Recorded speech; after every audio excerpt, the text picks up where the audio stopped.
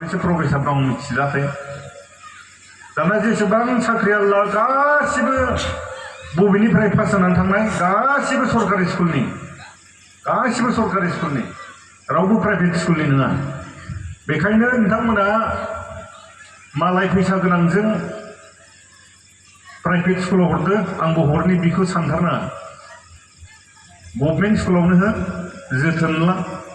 जेरैहाय जोङो नोंथांमोननि न'खरसेयाव जेनेबा हमना ला सासेखौ प्राइभेटाव हरदो सासेखौ गभर्नमेन्ट स्कुलाव हरदो न'खरसेयावनो सिनायथारो माबोरैजाय प्राइभेट स्कुलाव हरनायनो दावदै जाहोगोन गाइखेर लोंहोगोन ओमफ्राय बैनो मा होनो आलु सेफ्लेनाय होगोन गामियाव फरायनाय नोंहा गामियाव फरायनाय खाथि दानो मोनफैगोन आलु सेफ्लेनाय होगोन न'आवनो फारागखौ नुनो मोनो।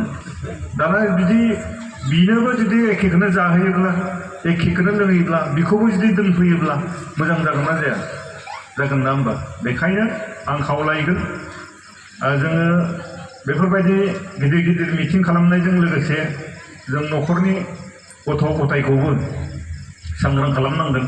सांग्रां खालामाबा जों बेफोर